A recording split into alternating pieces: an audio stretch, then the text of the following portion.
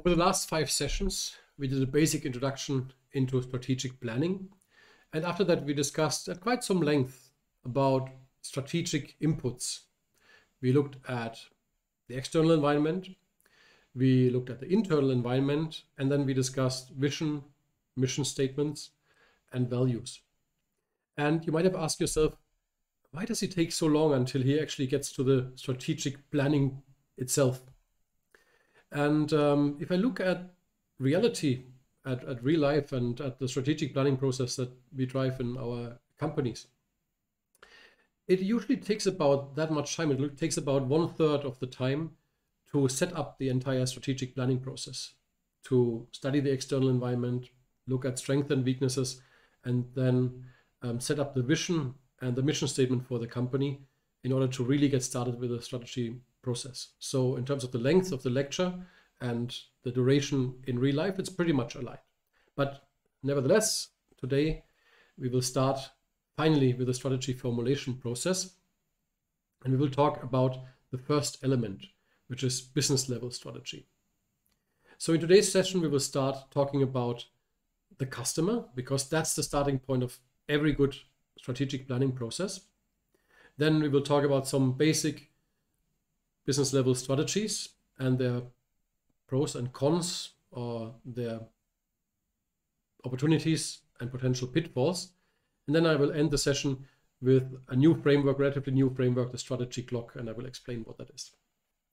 But before we go into this, let's start first with a basic definition. And as you will see, it pretty much follows the definition of business strategy in general, but here, this is the definition of business level strategy. So the first 3 bullet points are the same as for business strategy. It's an integrated and coordinated set of commitments and actions with the aim of gaining competitive advantage by exploiting core competencies, but now with a specific addition in specific product markets. So business level strategy looks at specific products in specific product markets. Implications is, number 1, it's a single product focus. Secondly, we look at something here that every firm needs. So every firm needs a business level strategy. Why? Because every firm has a product or a service that it has to sell. And that makes business level strategy the core strategy for every business. So it's quite substantial and quite important in terms of our strategic planning process. But as I mentioned, at the beginning of this journey stands the customer. So let's look at the customer as a starting point. And to kick this off, I would like to look at the example of a luxury shopping mall operator. So this is a company that has built luxury shopping malls, operates those shopping malls, meaning rents out the space, but also operates department stores within this shopping mall. So what are the customer needs that this luxury shopping mall operator has to look at, understand, and then satisfy? You might say, of course, it's like products. So you need lots of luxurious products for people to buy. But it's actually a little bit more sophisticated like this. When people go into luxury shopping malls, maybe they look less for the products, but more for the experience.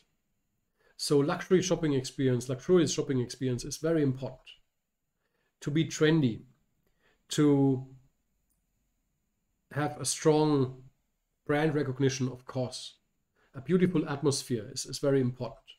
Quality products, of course, need to be there. This is very clear. But other elements come in as well, like social status, social recognition, or just the time that is spent with friends or fun while shopping. So all of these are actually needs that customers bring along when they come to a luxury shopping mall. And it's very important for the operator of such businesses to be aware of all of these and find ways to satisfy those needs. A good framework to help us understand our customer and also how to satisfy the needs is the 3-part who, what, and how framework. Let me talk through briefly. The first element is the who. So here we have to clearly identify who is our customer. And good tools for this are market segmentation, and after a basic market segmentation, a clear definition of who the target customer groups are, or who the target customer group is. The second element is the what. Here we are talking about what are the needs that we have to satisfy. So this starts with a basic customer needs analysis and then goes into a product feature analysis. So which products do we have that satisfy those needs? And finally, the third part is the how. So here we are talking about the core competencies that we have or that we need to build in order to satisfy customer needs. And then the strategies for building those competencies or strengthening the core competencies that we have. Let me go briefly into each of those segments to explain a little bit further. So the first element is the who.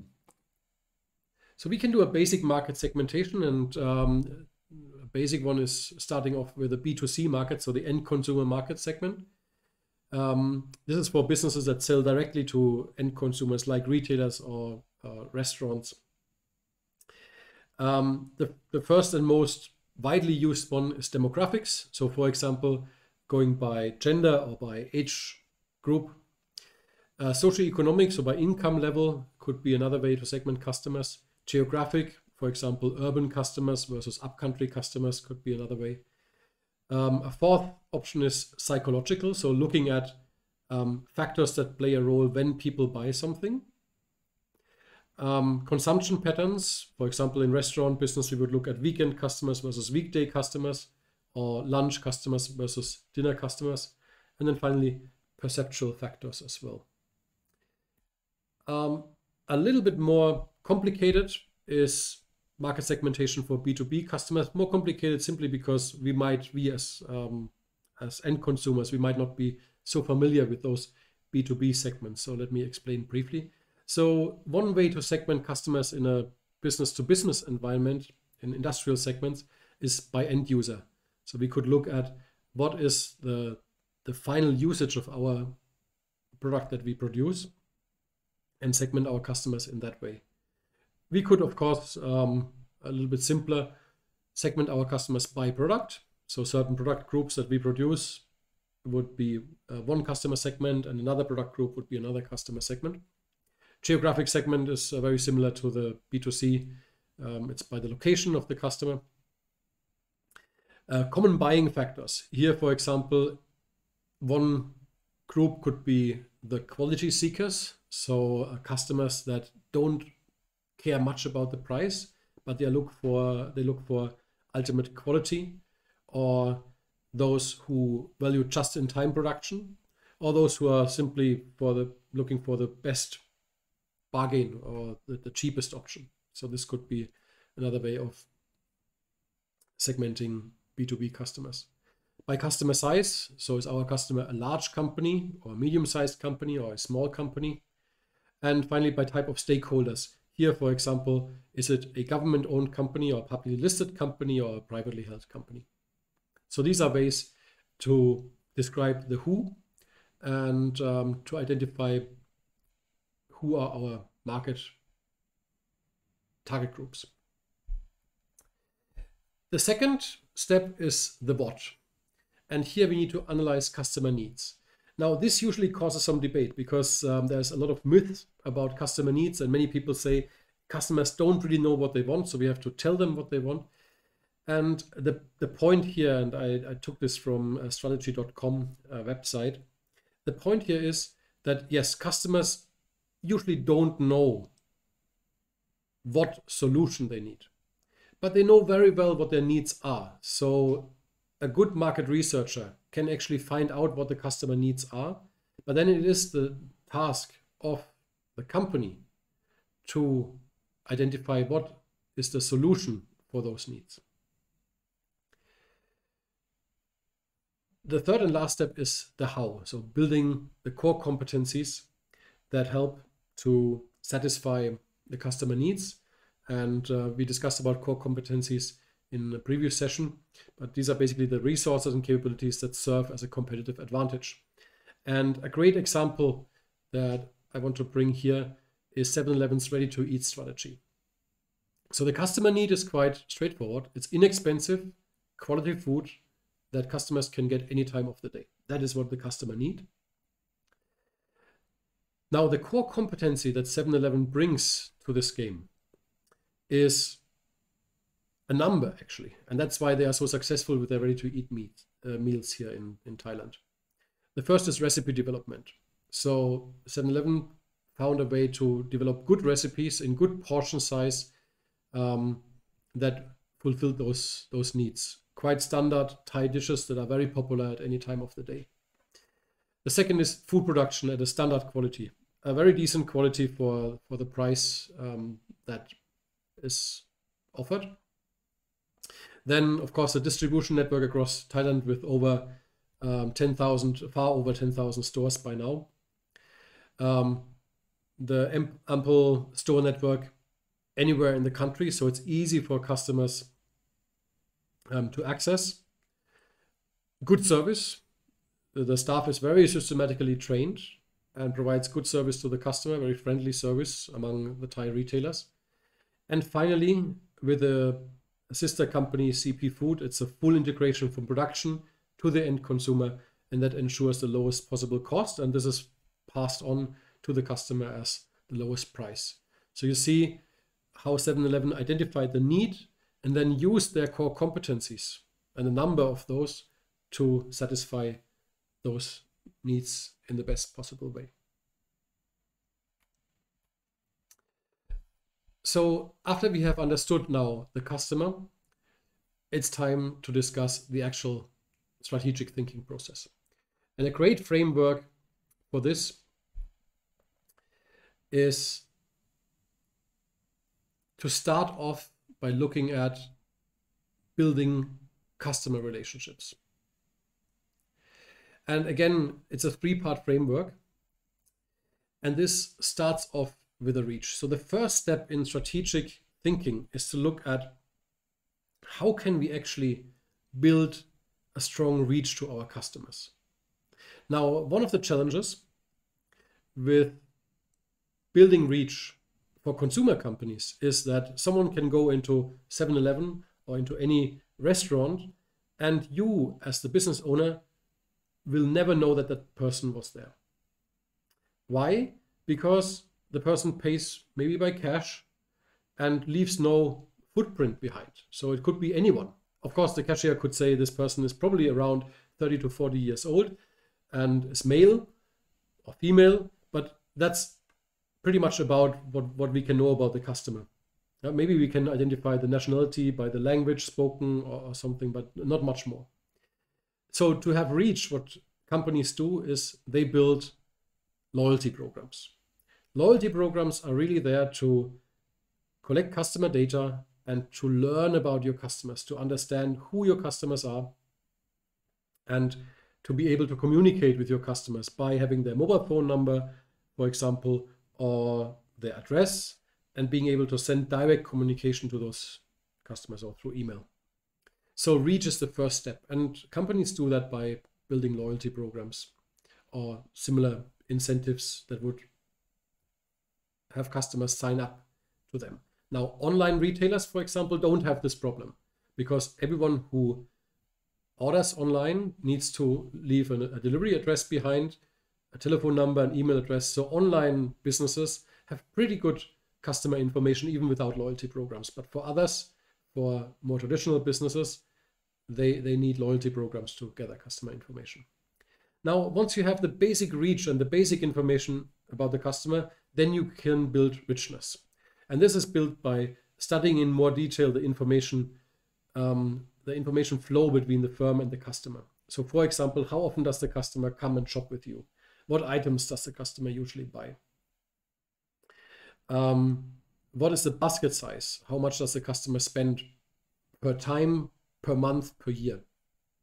So by having this information, we build deeper and deeper knowledge about the customer. And then we can build affiliation. And affiliation means facilitating useful interactions with the customers. So meaning sending them useful offers, communicating with them in the right amount, in the right frequency, and at the right time when the customer actually wants it, without creating spam or a nuisance or annoyance to the customer. So in the strategic planning process, thinking about the reach, richness, and affiliation is a very important step. Now, once we have established who the customer is, once we have established how to build reach, richness, and affiliation of the customer to our business, then we can go into the actual strategic planning process. And the perfect starting framework for this is Porter's generic strategies. So in this framework, we see two dimensions. On the x-axis, we see the basis for customer value, which can be either something unique and distinctive or low cost. And on the y-axis, we see the strategic scope, the target market. Is it a broad target market with a big number of customer segments, or is it very narrow, very segmented and only one segment or a small number of segments that we want to serve? And this gives us three generic strategies. The first one is cost leadership. So a cost leadership strategy is a low-cost strategy serving a broad market segment. An example of a cost leadership strategy, let's take the automotive industry, would be Toyota. So Toyota is clearly a cost leader, very cost conscious, and delivers at a relatively low cost, decent quality automobile. Now, more towards the uniqueness and distinctiveness, this is a differentiation strategy. So again, serves a broad market, but it's quite unique and distinctive in the features. So an example for this one would be Mercedes, BMW, Porsche, maybe Lexus as well. So the luxury car companies would sit in this segment in the differentiation strategy. Now, serving a more narrow segment would be a segmentation strategy. So examples for this one would be the Ferrari, the Lotus, Lamborghini, and these luxury, or as we call it here, super cars as well.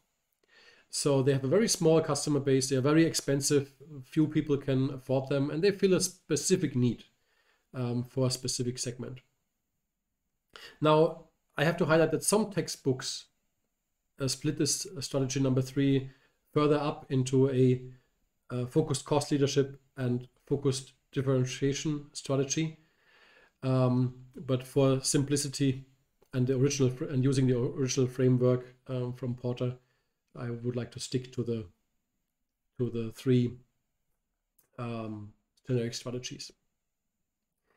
Maybe just to give an example of a focused cost leadership strategy, it could be, for example, a mobile phone provider that provides a low-cost mobile phone specifically for old people. Yeah, maybe with a bigger keyboard, a bigger screen, easier to read, easier to navigate, but at very low cost. So this could be an example of a focused cost leadership strategy. So these are the generic strategies. Let me give at least the short definitions. Most of it I mentioned already, but just to have the official version of the definition. So cost leadership strategy is defined as a strategy that is focused on providing goods and services with features that are acceptable to customers at the lowest cost relative to competitors. Yeah, so acceptable features at the lowest cost. Differentiation, on the other side, is a strategy on producing goods and services at an acceptable cost that customers perceive as different in ways that are important to them. So a couple of things here. First of all, it needs to be an acceptable cost still. And then second, it needs to be features that are perceived as different. So perception is important here. It doesn't actually have to be very different, but the perception has to be different. And it needs to be ways that are important to them. So let's take the Mercedes, for example, right? The difference is not that big, actually. It's a car that brings you from A to B. The driving experience in its very basics is pretty much the same. It has the same gear, it has the same blinker and light, and all the basic features are the same.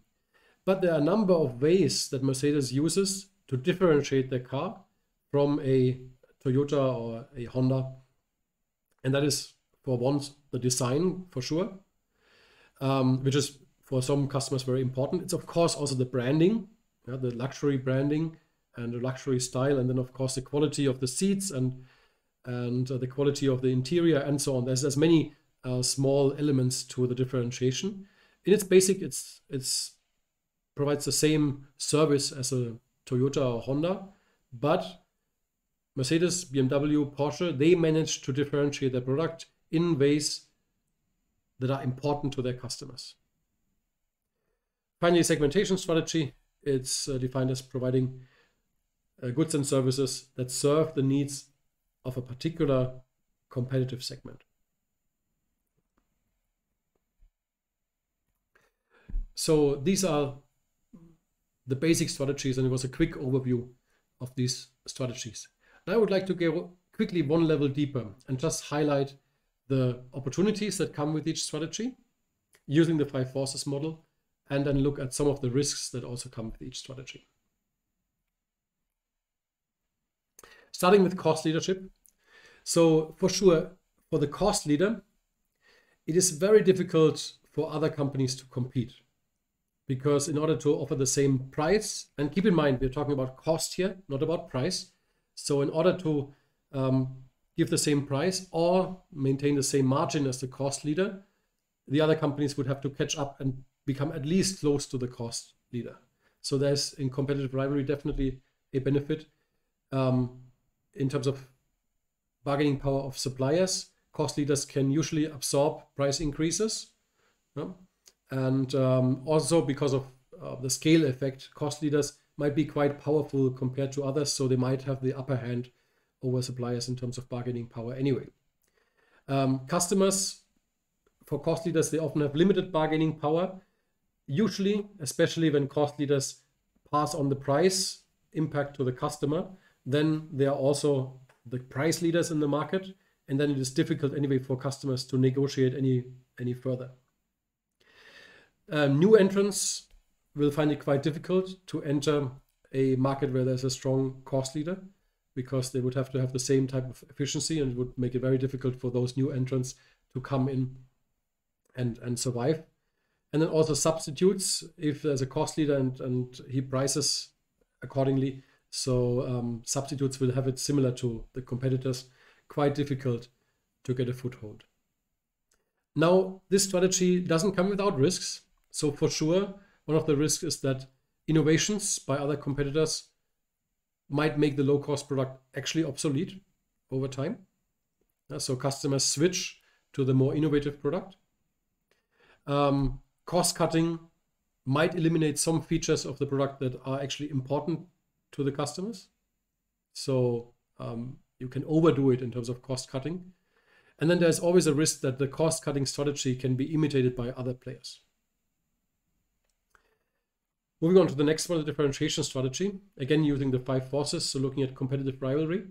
In a differentiation strategy, taking Mercedes or BMW, for example, we have usually a high loyalty of customers. And that helps to defend against competition. So people stick to the brands that they usually buy and that they are used to. Suppliers, so even if suppliers have strong bargaining power, the differentiator usually has some ways to pass on the higher cost to the consumers because of the loyalty that they bring along. For the customer, if the product is unique, that makes the customer typically less price sensitive. And one example I like to give here is luxury brands like Louis Vuitton or MS. They usually don't discount. They don't have to discount because their product is unique. If you want to buy a handbag from MS or a handbag from Louis Vuitton, then there's only one that you can buy. So it's unique, and therefore customers are less price sensitive if they really want to buy these items. For new entrants, first of all, they face the loyalty of the customers to the incumbents. So that makes it challenging for them. And the new entrant would also have to overcome the uniqueness of the product itself. So both are big challenges for new entrants to come into the market. And finally, substitutes. Again, the branding and the loyalty also helps to fend off any substitute products. Risks here, especially during economic difficult times, customers might switch to lower cost products. So this is definitely one of the challenges. The means of differentiation might cease over time. So as a differentiator, you need to constantly reinvest in R&D and in new product development. Take the example of Apple, the iPhone, for example. There's a new iPhone coming out basically every year or so, in order to always stay on top and not give the competitors a chance to catch up with the new developments. Then sometimes the experience of other products, and again, like especially cheaper products, might cause customers to switch, but it could also be competitor products, other differentiated products. An example is a Mercedes driver who test drives a BMW, likes the driving experiences, and then switch. And of course, counterfeiting pirated products is a big challenge for differentiators. So any branded product is definitely subject to being copied in an illegal way. So that is definitely a challenge.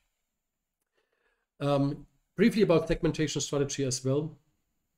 So in terms of competitive rivalry, one of the pros of a segmentation strategy is that large firms maybe sometimes overlook the niches. So don't go into the niches even though they could, but it's not interesting enough for them because it's too small. In terms of bargaining power of suppliers, well, higher prices in a niche segment can typically be passed on to customers. For customer bargaining power, first of all, niche customers are often maybe less price sensitive. Or you can offer targeted customer service, better tailored to the needs of the customer, better tailored to the customer themselves.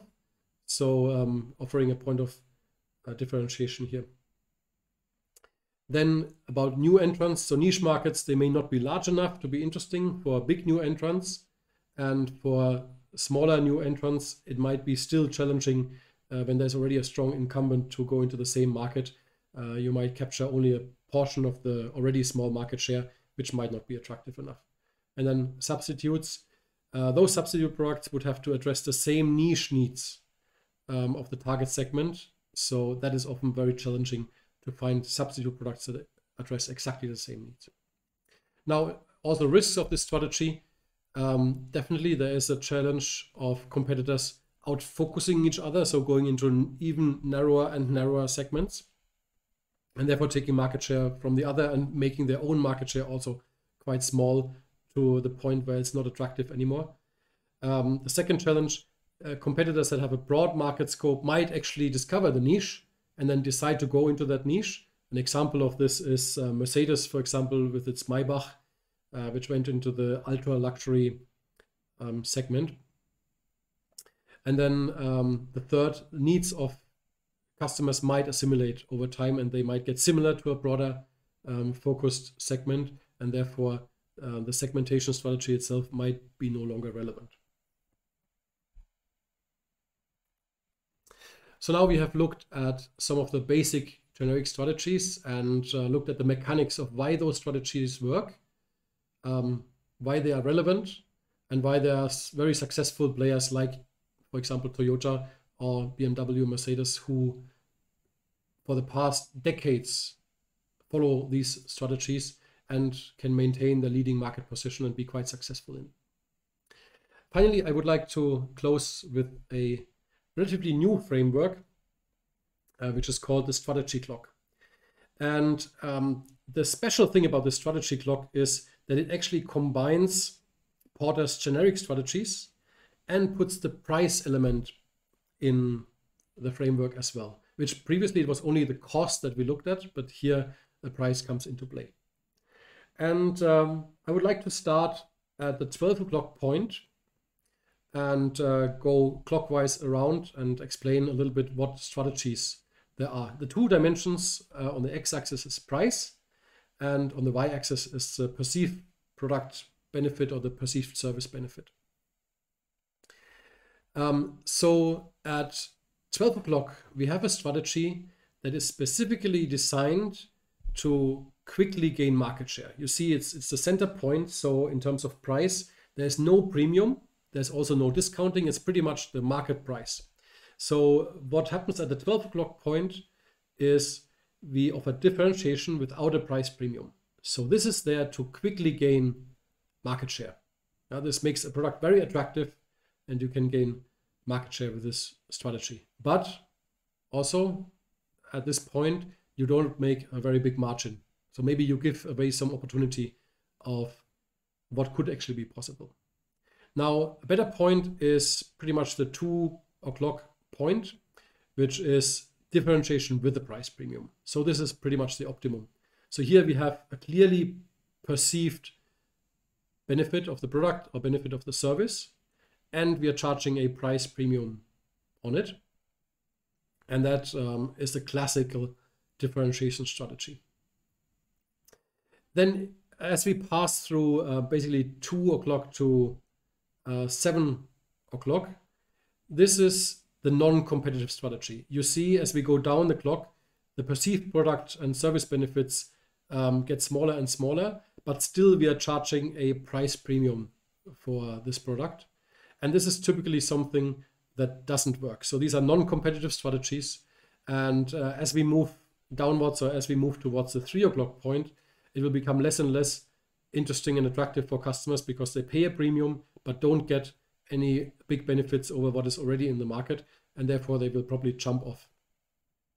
So the feasible strategies start again at around the 7 o'clock point, and this is pretty much the counterpoint to the differentiation strategy. This is the classical low cost and then also low price strategy. So we have the lowest cost possible and we offer the lowest price, and that's called the no frills strategy.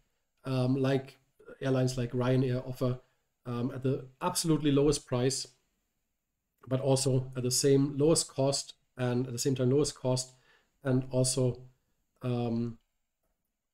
no specific additional benefits to the customer except bringing them from point A to point B.